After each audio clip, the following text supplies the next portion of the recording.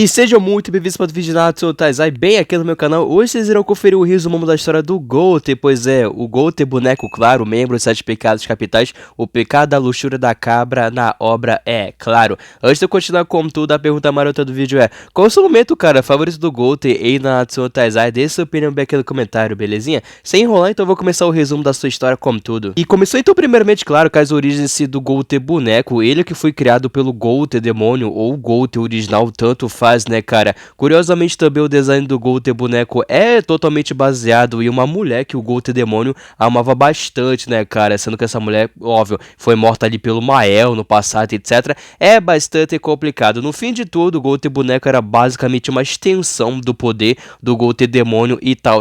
E, claro, o Goutei demônio também fazia parte ali do grupo de elite dos demônios, sendo o grupo dos 10 mandamentos. E vamos apenas dizer que em um determinado ponto da história, o Goutei demônio acabou ficando em maus lençóis ali com o grupo, tanto é que ele acabou pegando cana, né, velho, e literalmente o seu único meio de contato com o mundo lá fora é através do seu bom e velho boneco Goutei. Até que por um tempo, o próprio Goutei boneco chegou a basicamente substituir o seu criador, né, cara, ali fazendo parte do grupo dos 10 mandamentos e etc. O Goutei demônio só iria sair ali da cana após ele manipular a Melascula, na qual ela acaba abrindo o portal, né, cara, onde permite que o Goutei demônio saia da cadeia bem ali basicamente no finalzão, no ápice da grande guerra santa, e já que o Goutei demônio tava de saco cheio de tudo isso, ele tem um plano para basicamente encerrar a guerra de uma vez por todas, onde basicamente ele acaba usando suas mandingas, suas feitiçarias para trocar a memória de geral, né, cara, especificamente do Mael, que era o grande arcanjo lá do clã das deusas, devido às mandingas do Goutei. Pois é, né, o Mael acaba tendo sua memória adulterada, se transformando ali no vilão Starost e complicado. Óbvio, Goutei demônio fez isso com o Mael porque, né, como acabei de comentar, no passado o Mael acabou matando a grande esposa ali, o amor da vida do Goutei demônio, e a vingança, né, nunca mata. Imagine em troca, devido a essa mandiga toda que alterou a memória de geral na Guerra Santa, né, cara, forçando inclusive o clã das deusas a acabar a guerra, utilizando ali o caixão das trevas eternas e blá blá blá. O Goutei demônio, após usar todos esses feitiços, acaba morrendo porque foi muito estresse, mas ele acabou deixando ali um coração pro seu boneco bem no final. Assim, o nosso querido Goutei boneco tem uma espécie de personalidade, né, e até a vontade própria, etc. E como término da guerra, o Goutei boneco basicamente ficou vagando ali por Britânia, sem um rumo. E aproximadamente 45 anos antes dos eventos principais do Nanatsu ocorrerem, no caso, o Goutei tava vagando, tá ligado, de governar lá pelos calabouços, barra masmorras do Castelo de Leones, até que ele acabou basicamente sendo encontrado pela Nadia, né, cara, que era basicamente a princesa de Leones na época e etc. E pra variar, né, eles acabam se apaixonando e tal. É triste porque a Nadia sofria, tá ligado, de uma doença do coração, e a relação entre esses dois acabou não durando muito. Chega ao ponto em que ela acaba ali morrendo basicamente nos braços do Goutei devido ao seu coração e tal. E o Goutei acabou tendo basicamente a brilhante ideia de tirar, tá ligado, o seu coração artificial e colocar, tá ligado, no lugar do coração ruim da Nadia pra tentar revivê-la e tal.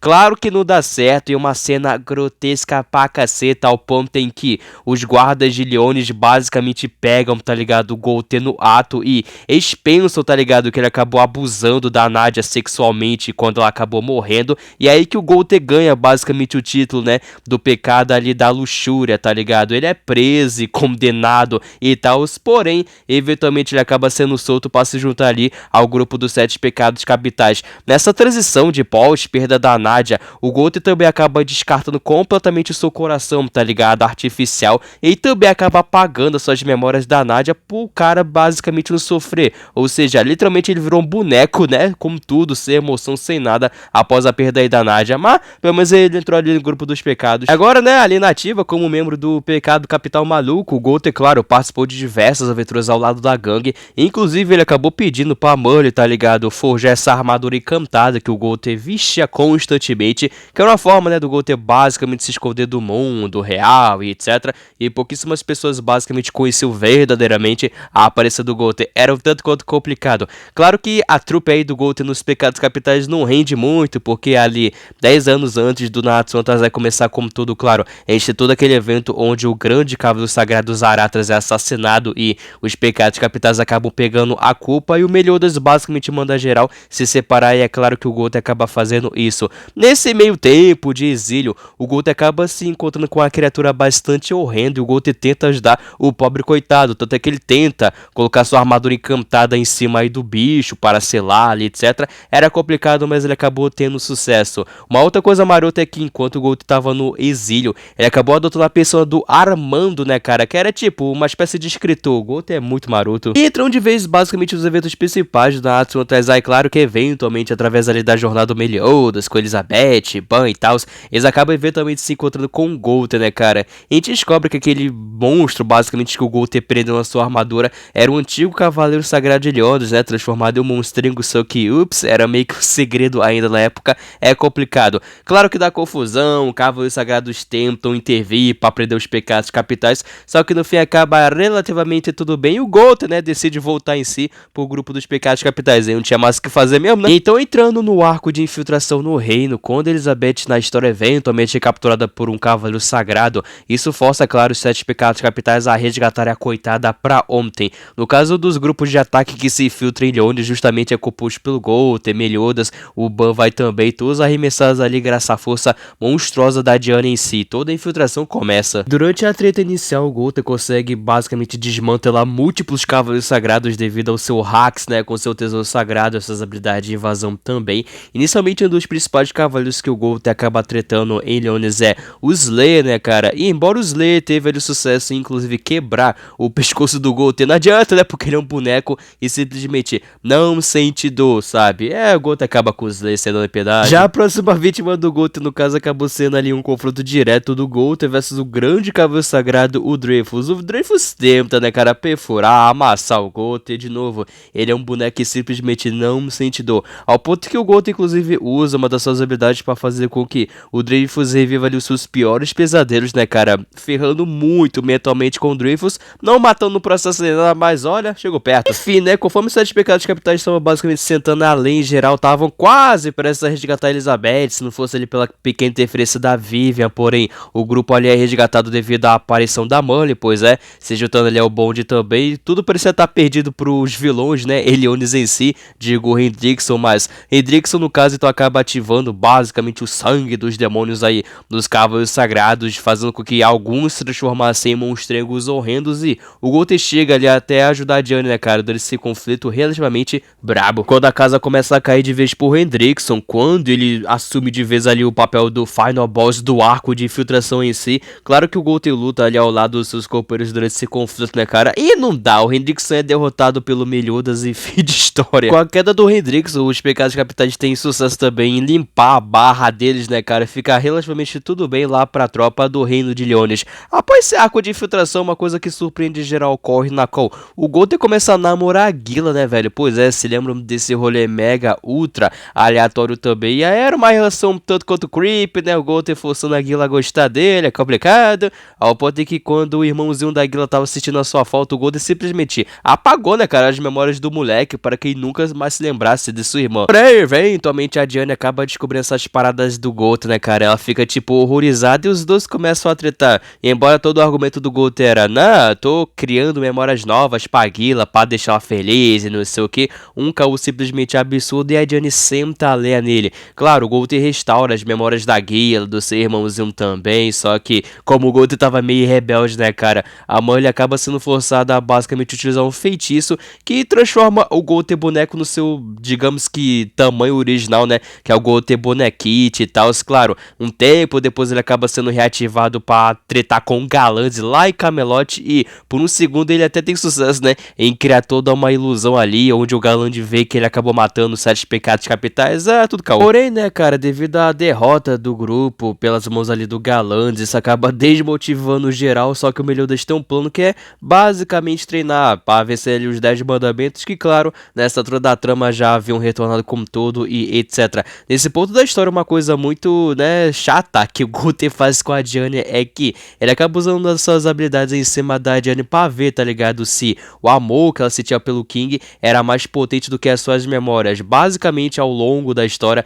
a Diane tava constantemente perdendo suas memórias sobre os seus amigos, sobre o King e etc, irritando muito o King, né, cara, que acaba sentando farrapo no Gold, que é um miserável completamente durante esse ápice aí da história, né, cara, é incrível. Só que daí o Gold vai lá, começa a treinar aquela caverna lá dos druidas pra ficar mais poderoso, e inclusive uma sessão de treinamentos o tanto quanto tanto creepy, mas aí fica lá. Um tempinho depois, então, na história, conforme o Dolo e o Gloxina forjam ali um torneio, né, cara, para que geral comece a se batar. O Goten, no caso, acaba participando desse torneio de tretas absurdas e, por incrível que pareça, né, um dos principais oponentes do Goten no torneio era o mito, a lenda do Scanor. Tanto é que o Goten, né, cara, usa suas mandingas para fazer com que o Scanor reviva basicamente todos os seus traumas que ele teve ali na sua infância, que é complicado pra caceta. Porém, né, devido a esses eventos aí todos, o Scanor consegue, por um momento, né, cara, atacar ali tanto o Gloxina e o Dolo. Então o Goten meio que ajudou, embora ele não queria. Aí quando o Meliodas começa ali a tretar com todos os mandamentos do Goten, acaba sendo teletransportado lá de volta pro reino de Leonis, e até que eventualmente, quando o próprio clã dos demônios invade seu reino de Leonis, o Goten não chega a ajudar na defesa, né, cara, muito pelo contrário, porque naquele momento da história, as memórias do Goten estavam ficando meio que confusas, podemos dizer assim. Ele tava ali colocando na cabeça que não só ele era Goten dos 7 pecados capitais, mas ele também era Goten, tá ligado? Dos 10 mandamentos. Pois é, como eu comentei no começo do vídeo, ele apagou as suas memórias, né, cara, lá desde que o seu criador morreu, só que tava meio que tudo voltando e confuso. E pro azar do Goten, ou não, né, cara, quando eventualmente os pecados estavam ali se reunindo de volta, e Leonis com tudo, quando o King e a Diane chegam, eles acabam revelando pro grupo, né, que eles tiveram toda aquela aventura há 3.000 anos atrás da Guerra Santa, e como o Goten boneco tava lá e etc. E eles agora sabem, né, sobre o coração dele e tal, e esse monte de informação, né, sendo bombardeado na cara do Goten, deixa ele meio que pirado. Não ajuda que o Bartra também brota com o coração do Goten para entregar pro boneco e tal.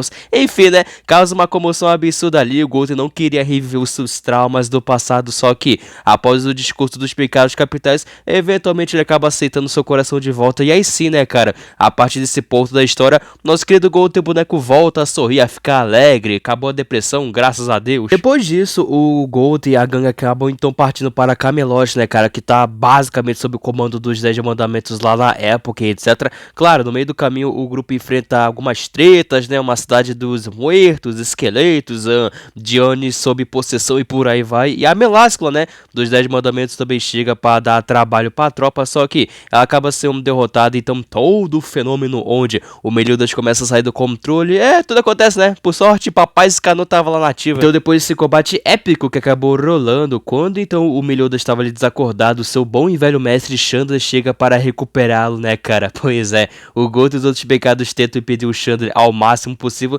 sem nenhum sucesso, porque o velho era muito poderoso. O Goten inclusive acaba se lascando muito, né, cara, porque o Chandler usa nele o Absolute Order, onde a caso do Goten, bom, fizesse algo que o Chandler não aprovasse, pois é, o Goten ia sofrer muito ali com seu corpo e tal, e realmente é isso que acontece. Claro, a Marley chega a consertar ali, etc, e até pede para que ela faça alguns upgrades nele, né, cara, e a Marley acaba fazendo, afinal de contas, né, pra quem não manja, o Goten original demônio, ele gostava muito da Marley, ela era uma espécie de discípula para ele também. Após esse então a gente tem o começo dos eventos da nova Guerra Santa, começando com tudo, e claro que o Goten participa da guerra ativamente, lutando ao lado do bem, claro, especificamente ele entra pro game com tudo, a partir do momento em que o Starosta acabou sequestrando Elizabeth, forçando o King, os arcanjos, a Deriere a ir atrás do vagabundo, e o Goten, no caso, segue eles também, porque, relembrando, nesse momento da história, o Goten sabia, né, de tudo que aconteceu no passado, ele sabia que